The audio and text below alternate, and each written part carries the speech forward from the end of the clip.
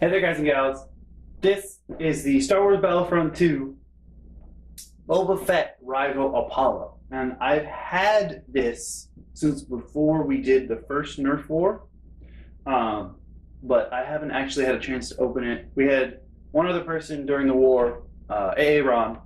I'm not calling him Aaron, it's going to be Aaron forever.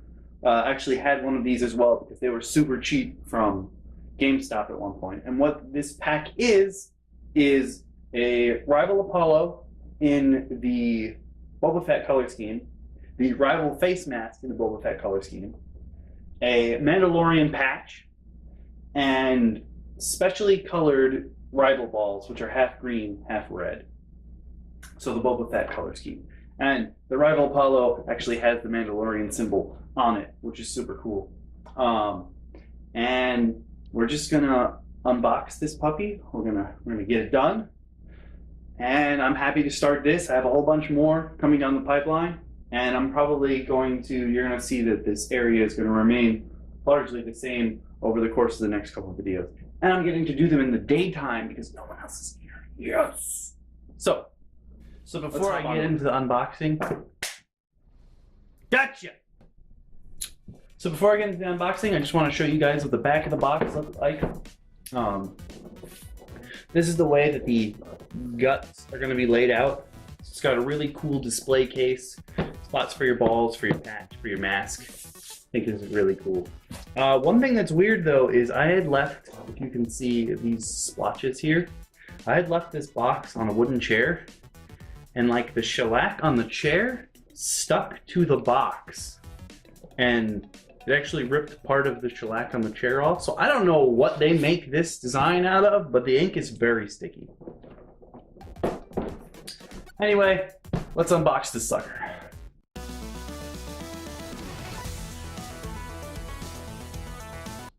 Wow, that was easy. I wasn't expecting it to be that easy. Yeah, let's move the camera a little bit so you guys can see. Look at this beautiful Boba Fett design. Stuff. It actually looks different than what it shows on the back, which is kind of silly. But the Rival Apollo comes with a, let's see if you guys can see that better. The Rival Apollo comes with a 7-round magazine, but it will take the 12-round magazine. So I have one of those to test with. But yeah, let's see. What do we got? What do we got? What do we got? We got, take this cover off. Wow, that was super easy. Ta-da! We have a face mask. Oh, it's got like rubber over there. Remember, the Rival masks are not protected devices, though you would expect them to be. Hey y'all, sup? Sup? Let's see if this fits. At default, it's pretty stretchy. It says not a protected device, but it's pretty hard. Let's see. So, it smells like rubber, I can tell you that. It smells a lot like rubber, but I only lose a little bit of peripheral vision. It seems like the nose guard, though, is like pushing up on the bottom of my eyeballs, so maybe I won't be using this. But I don't know, I got shot between the eyes in the first Nerf war, so maybe I will, I don't know. The next part is the Mandalorian patch. Pretty simple, straightforward, very straightforward. Next we have the Rival blaster itself. Over here, blaster. There's a safety switch, which you can flip here. Now I can't pull the trigger. To prime it, you actually pull this back, and then you push forward. You have to push it forward. It doesn't automatically slide back to the front. It does have a tactical rail, so I suppose you could put a scope on it if you wanted to. There is, when you are primed, there's a viewfinder in the back that shows you orange, show that you are ready to go, then you fire. Magazines go in over here at the bottom. The magazine release button is here. Next up, we have the 7-round Rival mag, baby magazine, and then we have 7 green and blue Rival rounds. One thing I'm going to be doing from now on, since I have multiple kinds of Rival ammo, is putting them in battery boxes because they're very good for this specific purpose. So Nerf balls have a different texture than ballistics ops balls, but they're virtually the same. They fire exactly the same. And then last but not least, there is headshot ammo, which comes in really cool colors, which is actually a little harder to squish than Nerf or ballistics ops balls. In terms of hardness, you have ballistics ops balls are the easiest to squish. Rival rounds come up next, which are like the mid ground, and headshot ammo is actually very hard to squish. So I feel like there's a chance if you get hit with a headshot ammo ball, it's gonna hurt. But what I'm gonna do is I will be mixing and matching the balls in the magazines because realistically there should be no difference between them. The only thing that's different is the texture on them. It shouldn't affect anything. It's not like elite ammo versus AccuStrike ammo or waffle darts where it's basically a whole different dart and the rifling is different. I guess technically this would be the same kind of dart but with different rifling. Would be the accurate conclusion, but yeah. So I'll be mixing and matching all kinds of balls in them. And I'm not gonna fire any of my cool colored balls because they're cool colored and I want to keep them forever. All right, so what we're gonna do is load up these two magazines full of balls and we're gonna fire them. I'm gonna fill up these 7-round ones for my balls. So if any of you have not filled up a rival magazine before, it's basically just push, push. My ball! I'm gonna be shouting my ball a lot. I can see it already. Push, push, push, push, push. Push, push, push. When you get to the end, see it doesn't go on. There's a release button on all the rival magazines where if you pull the tab backwards, it automatically ejects all the balls, but I don't really want to do that because then I have to go get all my balls, and that's just, no, I'm not up for that life. Now we'll fill a 12-rounder. Hopefully not by launching all the balls everywhere. Yes, I highly recommend if you have no way to carry your rival ammunition, grab a battery case. Very helpful. Cool thing about this is you don't really have to memorize where, like how many balls you put in, simply because it just stops. When you've reached the limit of balls, it's like no more balls. Like you can try and jam one in there, but it doesn't really fit. It'll pop out the top.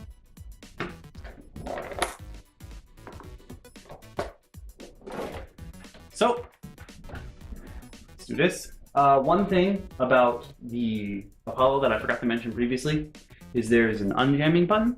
And also, as you may have guessed, the Apollo is a little bit back heavy. Like it's hard to, like this is not balanced. And it's gonna probably be even more unbalanced when I plug in the magazine. So let's just do that now. Nope, other way. No? No, it has to go this way. So you're gonna plug it in with the switch in the front. It'll snap into place.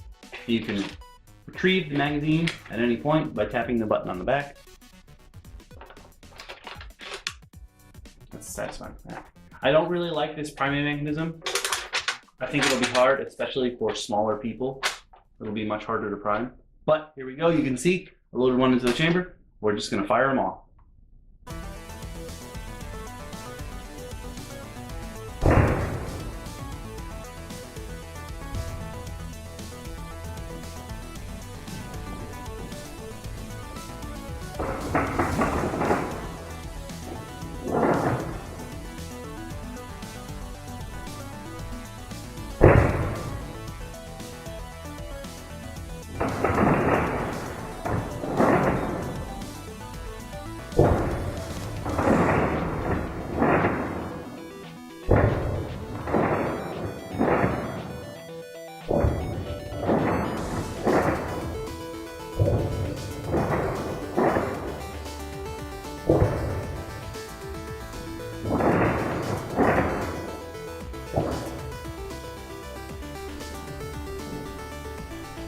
And we're out.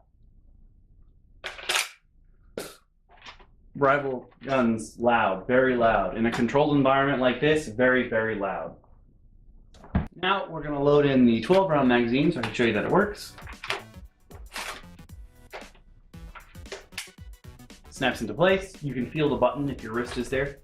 Now it's gonna be a little harder for me to shoot because it's up way higher. So I'm gonna raise this a bit.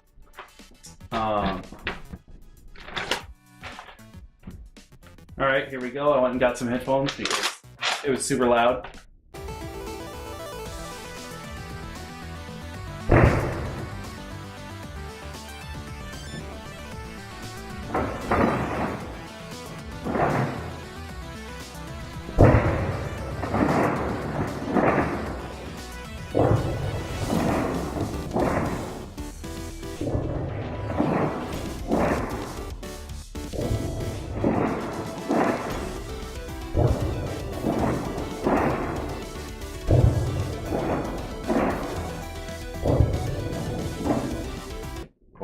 I jammed it. I was firing too quickly.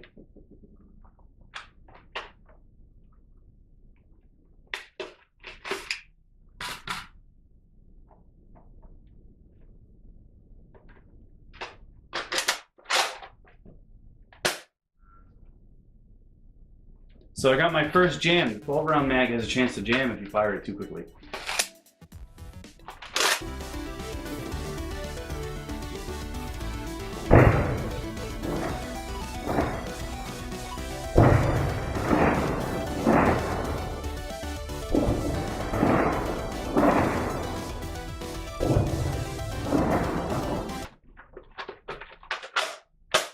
No, I know what I did.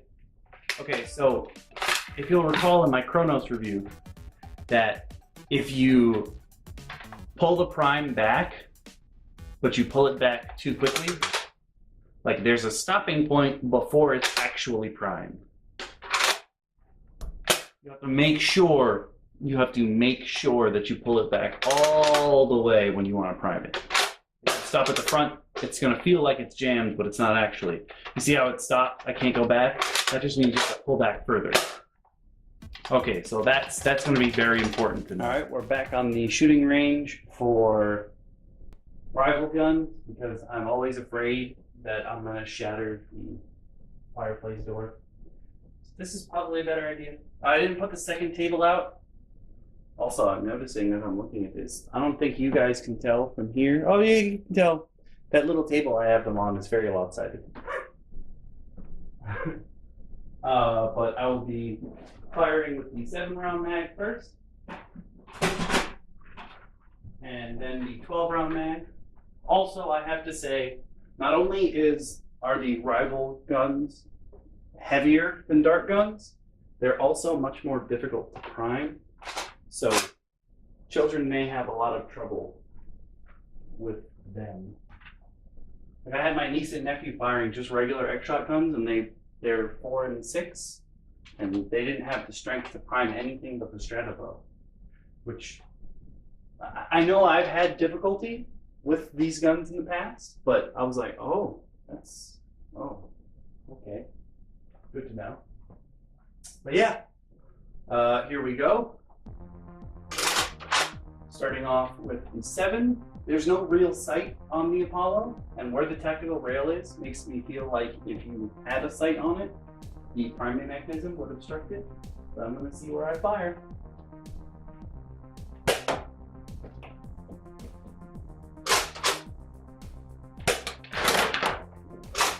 That went well.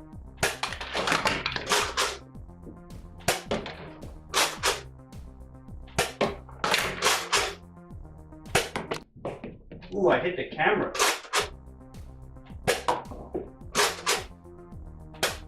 I'm out. Almost took everything down. Very, very accurate compared to the dart gun. All right, so now I'll be loading up the 12 round mag, and I have a sneaking suspicion that with the 12 round mag, I'll actually be able to take down everything. We're locked and loaded. It'll be very difficult to fire if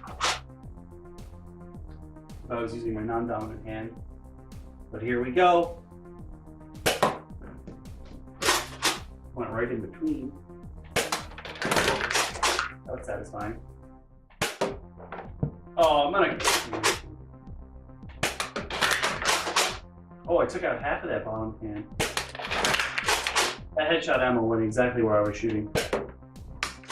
I'll take it. Whoa! That bounced all the way back to me. Cool.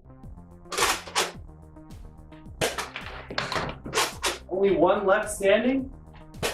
Oh, too low. I think I'm out. No! Yes! All done. Am I out? The last shot? Yep. Perfect. 12 shots, took out the entire setup. Cool, cool, cool. So what do I think of the Boba Fett Apollo? Well, I mean, this is pretty much my views on the Apollo as a whole. I don't understand why it comes with a 7-round clip, besides them wanting you to buy more 12-round clips. I think it's just silly for it to come with a much smaller clip than normal. Well, not much smaller, but, oh. When you eject, there's a chance you're gonna hit the button when you pull out. I like that the eject button, you don't have to do anything fancy to complete it. On a lot of the generic blasters, one thing I am noticing though while I'm doing this is that, whoa, I have a pretty big hand, and where the top of my wrist lays is against the magazine release button, which is not that good. That could be better placement wise. It feels like there's enough room for your whole hand, but if you're like me, or if you were wearing like a sweatshirt like I am now, probably the sweatshirt and my wrist together is hitting the depression button, and there's a chance you're going to eject your magazine. That's kind of lame. I think it takes a lot more force than it should to prime this guy. Safety on. I don't like that. I think if you had I don't have one to put on, but if you had a scope, I feel like the priming mechanism is in the way. I also don't understand why the priming mechanism is on top. And that being said, look at this. What I'm sure you're supposed to do is pull back with your whole hand, but only 2 of my fingers, well, really, realistically 1, maybe 2, can actually get on the priming handle. So I think it should be bigger. If they wanted to leave it up here, it should be even bigger.